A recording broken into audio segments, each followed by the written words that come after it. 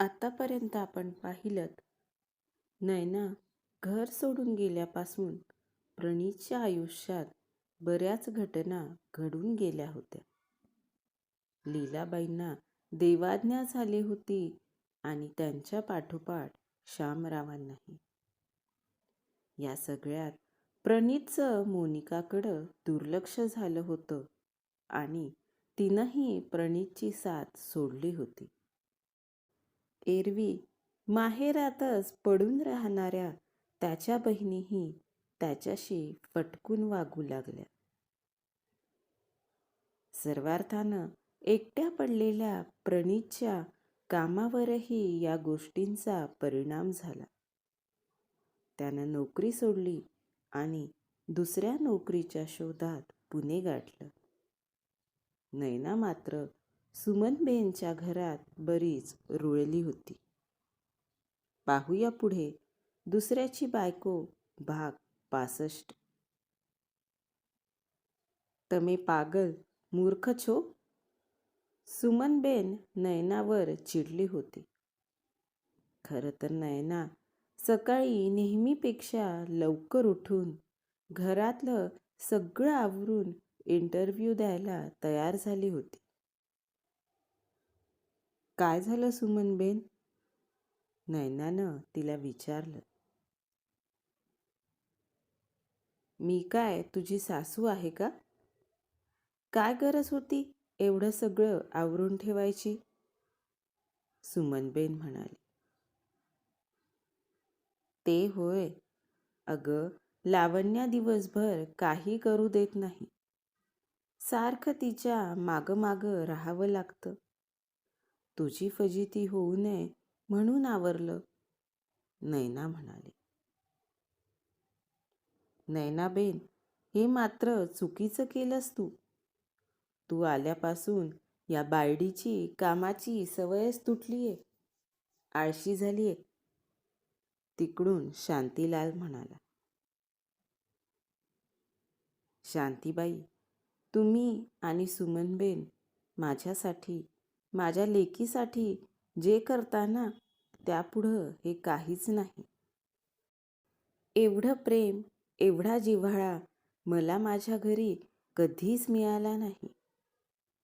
नैनाच्या डोळ्यात पाणी आलं होतं. बरं ऐक, ती कंपनी फार दूर आहे. तुला 2 बस बदलाव्या लागतील. इथल्या स्टॉपवरून तू 204 नंबरची बस घे आणि मग नंतर रिंग रोडच्या स्टॉपला उतर आणि तिथून मग पुढची बस. नैना, तुला जमेल ना? मी काय म्हणते शांती, तू जा नाही तर नैनासोबत, सुमनबेन काळजीनं म्हणाली. सुमनबेन, मी जाते व्यवस्थित, काळजी करू नकोस, नैना तिला म्हणाली. खरंच जाशील ना? नाही तर शांतीला येऊ दे तुझ्यासोबत. आजच्या दिवस तो कामावर जाणार नाही, सुमनबेन परत म्हणाली. सुमनबेन, अगं किती काळजी करशील. तुला म्हटलं ना मी जाऊन येते. आणि मला सांग, मला आता असं एकटीनं येण्या जाण्याची सवय करावी लागेल ना? आता निघू मी, नैना म्हणाली. हो, चांगला इंटरव्ह्यू देऊन ये, सुमनबेन म्हणाली आणि नैना घरातून बाहेर पडली. कंपनी शहराच्या दुसऱ्या टोकाला असल्यामुळं नैनाला घरातूनही लवकरच निघावं लागलं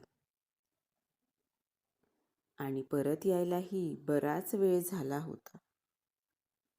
लावण्याला सांभाळायला सुमनबेन दिवसभर घरीच थांबली होती. संध्याकाळी नैना घरी आली. तिचा चेहरा पडला होता. क्या हुआ नैना? इंटरव्ह्यू चांगला नाही झाला का? सुमनबेननं तिला कारण विचारलं तेव्हा नैना बोलू लागली. सुमनबेन, त्या लोकांनी आजच सांगितलं नोकरी कुणाला मिळाली ते. आणि माझं दुर्भाग्य, मला ही नोकरी मिळाली नाही. नैना हतबलपणे म्हणाली. असू दे, आपण दुसरी नोकरी शोधू, सुमनबेन म्हणाली. माहीत नाही ग, पण मला वाटतंय की मला नोकरी मिळणार नाही. तू तुझ्या साफसफाईच्या कामात मला सोबत घे, नाहीतर मी कुठंही धुणी भांडी करेल. नैनाला रडू कोसळलं. तमे पागल मूर्ख छो, शिक्षण असं वाया घालवणार आहेस का? ही कंपनी नाही तर दुसरी कोणती तरी कंपनी, कुठं ना कुठं जॉब मिळेलच ना. आणि तू काय आमच्यावर बोज नाहीयेस. या छोकरीमुळं आमच्या आयुष्यात आनंद आहे, सुमनबेन म्हणाली. बराबर बोलते सुमन. नैनाबेन, तमे काळजी करू नको.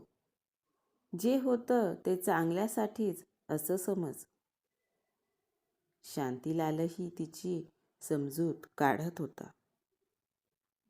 नैनाचा नोकरी शोधायचा प्रवास परत सुरू झाला होता. एक दिवस शांतीलाल पुन्हा वर्तमानपत्रातली जाहिरात घेऊन घरी आला होता. सुमनबेन, उद्याची शेवटची तारीख आहे अर्ज द्यायची आणि इंटरव्ह्यूही उद्याच आहेत, शांतीलाल म्हणाला. हो का? नैना, तू निर्धास्तपणे जा इंटरव्ह्यूला. छोकरीला मी सांभाळून घेईल, सुमनबेन नैनाला म्हणाली. दुसऱ्या दिवशी नैना परत दुसऱ्या कंपनीत इंटरव्ह्यू द्यायला पोहोचली. नैना ऑटोतून उतरली. गेटमधून कंपनीच्या आत जातानाच तिला एक वेगळीच प्रसन्नता जाणवली. नैना आजूबाजूचा परिसर न्याहाळत आत चालली होती. तेवढ्यात तिचं लक्ष गार्डनकडं गेलं. त्या गार्डनमध्ये झोपाळा, सीसॉ, घसरगुंडी आणि मुलांना खेळता येतील अशी बरीचशी खेळणी लावलेली होती. किती भारी ना. आज लावण्यासोबत असती तर किती खेळवलं असतं तिला इथं. किती दिवस झाले तिला साधं गार्डनमध्येही नेलं नाही मी. पण माझं लेकरू किती समजूतदार आहे. कधी हट्ट करत नाही कशाचाच. पण ही खेळणी इथं का लावली असतील? कदाचित कुणी कंपनी व्हिजिटसाठी आलं तर त्यांच्यासोबत असणाऱ्या मुलांसाठी लावली असतील. पण कंपनी व्हिजिटसाठी येणारे मुलांना का घेऊन येतील? पण भारी ना. मी तर कोणत्याच कंपनीत असं आधी बघितलं नाही. नागपुरातही नव्हतं असं काही. नैना विचारांच्या तंद्रीतच आत पोहोचली. तिनं रिसेप्शन काउंटरवर इंटरव्ह्यूची चौकशी केली आणि रिसेप्शनिस्टनं सांगितलेल्या जागेवर जाऊन बसली. अजून 4-5 उमेदवार तिथं येऊन बसलेले होते. नैना पोहोचल्यावर अजून काही उमेदवारही तिथं आले. थोड्या वेळात एका स्त्री कर्मचारीनं सगळ्यांना पाणी दिलं. नैना तिथं बसल्या बसल्या आजूबाजूला बघत होती. किती छान आहे ना सगळं. इथं छान अदबीनं पाणी आणून दिलं प्यायला. तसं इथं काम करणारे सगळे चांगले वाटत आहे. मागच्या कंपनीपेक्षा इथली बिल्डिंगही चांगलीच मोठी प्रशस्त आहे. आणि भिंतींवर किती सुंदर सुंदर पेंटिंग्स लावलेल्या आहेत. खरंच कमाल आहे. गेटपासून दुतर्फा किती झाडं लावली आहेत. फुलांचीही किती झाडं आहेत. सगळं कसं प्रशस्त आणि प्रसन्न आहे. नैना स्वतःशीच बोलत होती. तेवढ्यात रिसेप्शनिस्टनं मुलाखतीसाठी नंबरनुसार उमेदवार आत सोडणं सुरू केलं. एक एक उमेदवार जसा जसा आत जाऊन येत होता, नैनाच्या हृदयाची धडधड तशी तशी वाढत होती. रिसेप्शनिस्टनं नैनाच्या नंतर आलेले उमेदवारही नैनाच्या आधी पाठवायला सुरुवात केली. एक्सक्यूज मी आधी आले होते. तुम्ही माझ्यानंतर आलेल्यांना कसं काय आधी जाऊ दिलं?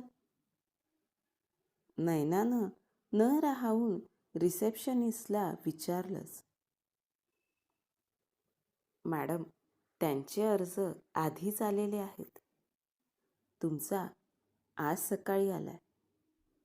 अर्जाच्या क्रमवारीनुसारच मुलाखतीसाठी पाठवते. तुम्ही रिलॅक्स बसा, रिसेप्शनिस्ट अदबीनं म्हणाली. नैना परत आपल्या जागेवर जाऊन बसली. प्रत्येकाचा इंटरव्ह्यू बराच वेळ चालत होता. नैनाला मात्र आता भीती वाटायला लागली. तितक्यात अर्ध्या तासाचा लंच ब्रेक झाला. सगळेजण जेवायला गेले. नैना मात्र तिथंच बसून राहिली. लंच ब्रेक संपला आणि परत मुलाखती सुरू झाल्या. नैनाचा नंबर सगळ्यात शेवटी आला. रिसेप्शनिस्टनं तिला सरांच्या केबिनमध्ये जायला लावलं. नैना घाबरतच दारापाशी थबकली. May I come in sir? नैनानं दारातूनच विचारलं. Yes, please come in. नैनाला हा आवाज ओळखीचा वाटला. तिनं दचकून सरांच्या चेहऱ्याकडं पाहिलं आणि तिला आश्चर्याचा धक्काच बसला. कोण होती ती व्यक्ती? तुम्हाला लक्षात आलंय का? कमेंट करून नक्की सांगा. नैनाला ही नोकरी मिळेल का? पाहूया पुढच्या भागात. धन्यवाद.